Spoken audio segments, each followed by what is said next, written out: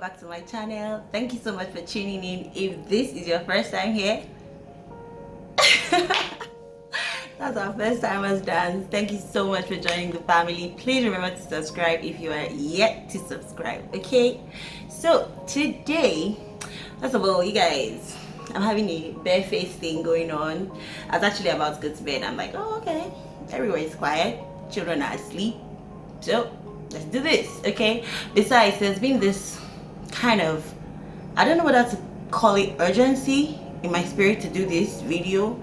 I don't know, but I just really felt like I needed to do this video today. Okay, and even though it may not be coming out today, I just needed to film it. All right, so by the title you can already tell what we are talking about, and it is something that is not really spoken about a lot in this part of the world. Okay, so I'm filming from Nigeria and we don't talk about it enough. Trust me, I mean, we don't talk about it enough. That's just what I want to say. And this is postpartum depression. Okay, so some people call it postnatal depression, postpartum depression, whatever it is, but the acronym for it is PPD. So I'm going to be using that word a lot. I'm going to be using PPD a lot throughout this video, so please follow me. And if you know someone that you think this might be relevant to, please don't hesitate to share with them, share the link with them, and let's talk about it, because like I said, we don't talk about it enough.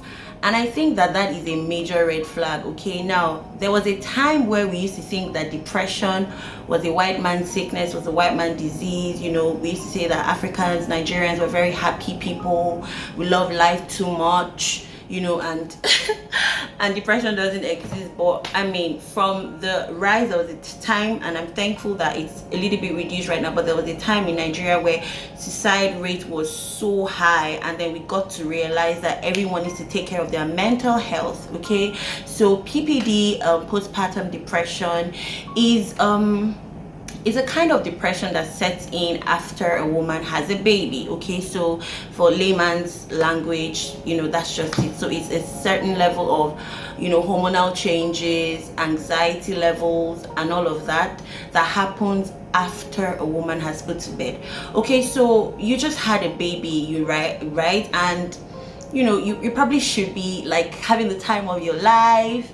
I mean, you have been waiting for this moment like the last few weeks in pregnancy. Oh my god, I don't know if it was only me, but I couldn't wait for this baby or babies to just come out. Like, I was tired. I couldn't just wait to meet them anymore. In fact, I almost went to the doctor to induce me. I actually went to be induced. I was given a date, but then my first son came before the date, a day before the date. Okay, so you have been waiting for, you know, for this moment to meet your precious little one, and you're so excited and everything, and then you had this baby, but you're just unhappy. Like, you know, so the symptoms could range from anxiety to fear to mood swings to, you know, depression, and then it graduates to feeling guilty. You know, sometimes you're wondering, like, this is a human, am I supposed to take him home? What am I supposed to do with him? You know, and then you start having, sometimes you start hallucinating. The symptoms sometimes go as bad as having suicidal thoughts, or even having thoughts of harming your baby. Yes, it could get very extreme like that. Okay, so, you know, mood swings generally, loss of appetite, you know, there's just no enthusiasm. You thought that this would be like the happiest time of your life, and here you are feeling confused and afraid. You know, a lot of times when I had my babies, a lot of times I'll just wake up at night. I don't know if any other mom does this. If you can relate, please just let me know in the comment section, so that I know that I'm not crazy.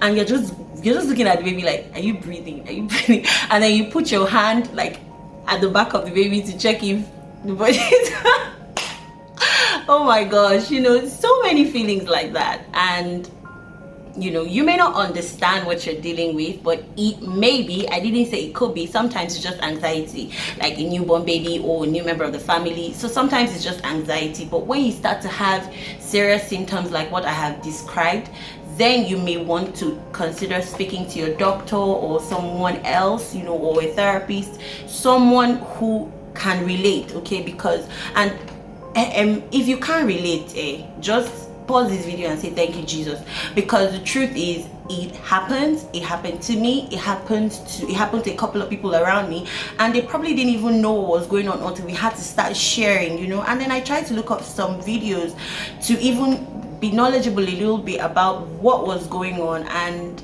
I really didn't get so much materials. Okay, so the thing I want you to realize, besides 20%, stats has it, 20% of women go through PPD. Okay, sometimes, most times it ranges from 4 weeks. It could even be immediately after your baby. Okay, but it could be from 4 weeks to 12 months.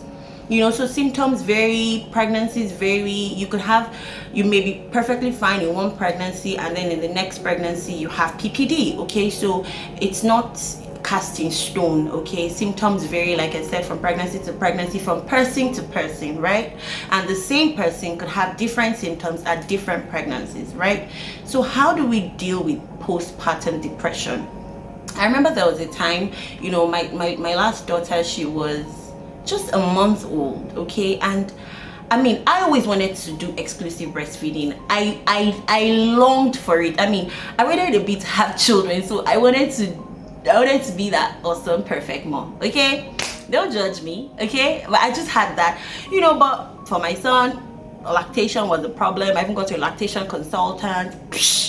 It wasn't happening. Okay, the boy was starving. I had to give him milk, and you know, doctors, hello, but you guys sometimes have a way of making moms feel so guilty. You know, if I'm not producing as much as I should be producing, what am I supposed to do? I can't starve my baby. You know, you take all the milk, you take all the kono, you take everything that they ask you to take, you feed, you eat well, you know, but production was just not what I dreamt about. So I had to give him formula, and then he even had jaundice. Okay, and then, you know, the bilirubin level was high, you know, so I had to introduce formula so that he could eat and have a lot of bowel movement.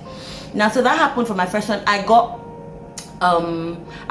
automatic breast pump. I got manual breast pump. I was desperate to feed with breast milk only, but it wasn't happening. Okay, so and then my mom, she's like, you better don't disturb yourself and feed this boy, you know. And then my mom was with me, so I didn't even experience PPD. Even though I had difficulties with feeding, I didn't experience PPD for my first pregnancy. However, the second pregnancy, I don't understand. Like, what? This is not my first pregnancy. Like, I'm not a newbie anymore on this journey.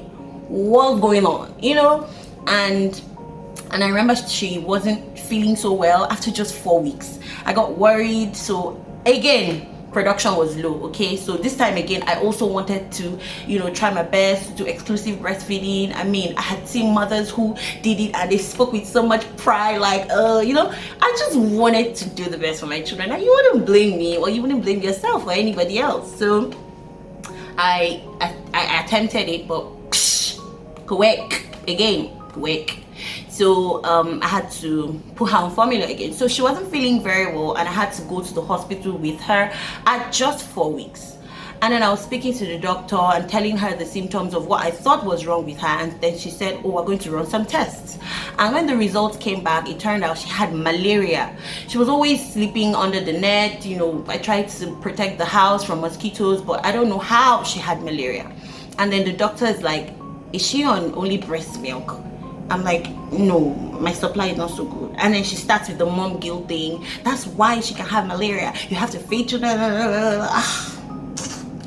And I just started crying in her office. She was shocked, like, what did I say? What did I do? You know?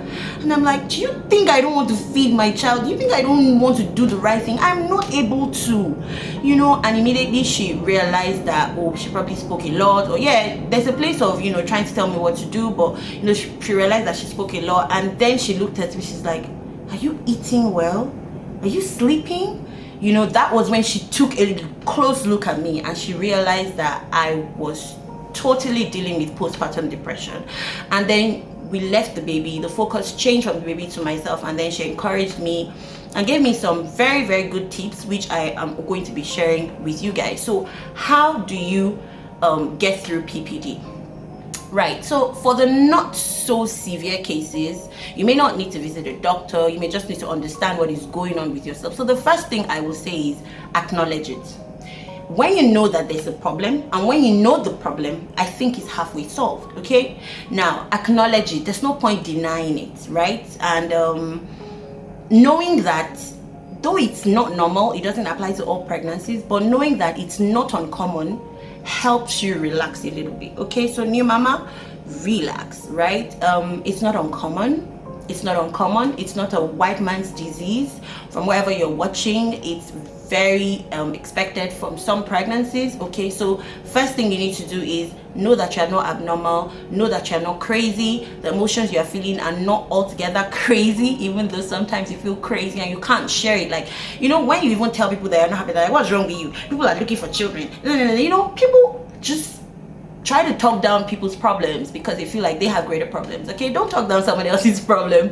We're not in competition of problem. If I tell you my problem, if you can't say something nice, just keep quiet. Don't downplay my feelings. Okay, so first thing I'd like to say is, if you're feeling somehow, then it's valid and you need to acknowledge it. Okay, second thing I want to say is that you need to create time and a schedule for yourself. Look, you need to stay alive to be able to take care of that baby. That gift that God has given to you is your responsibility, and you need to stay alive to take care of that amazing baby in your hands or in your life. Okay, so create time for yourself deliberately, because it can be so overwhelming. You know, they say sleep when the baby is sleeping. It's not really possible sometimes because you have a whole lot to do, and then you want to take advantage of doing all of those things when the baby is sleeping. So you really may not be able to sleep when the baby is sleeping if you leave it to chance. However, you need to be deliberate about it. Be deliberate about your rest time. Be deliberate about time for yourself. Create a schedule and try to stick with it. Know what times the baby will sleep and take advantage of it. I know they say that a lot, but it's doable. You have to try, you know.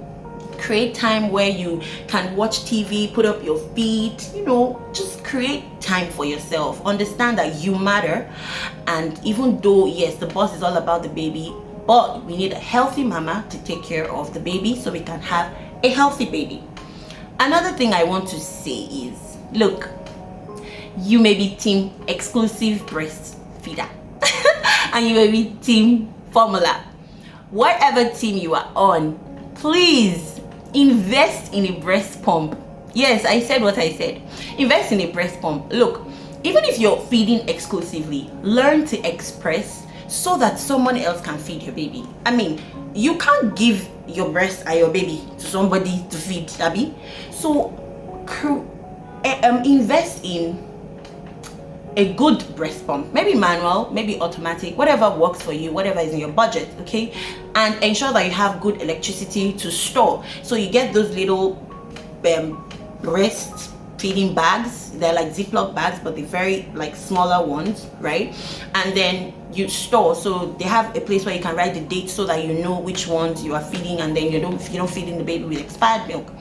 Store as much as you can. Store. Of course, if you're team formula, you wouldn't need this tip. You would just, you know, teach somebody else or teach people around you and ensure that there is good hygiene in preparing the baby's food, water, bottles, sterilizing, and all of that. But if you're a team exclusive feeder or even both, please invest in a good breast pump, just so that you can give somebody else, maybe your mother or your caregiver or your husband or anybody around you, to also feed the baby. Trust me, the support system around you, they are more than willing to help. However, they need the right things to be able to help you with.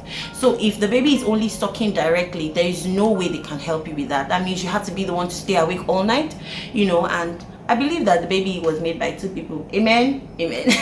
So let the second person, allow the second person, or allow the people in your lives or your circle to also be a part of feeding. Okay, so again, invest in a good breast pump. Some people use their hands to express.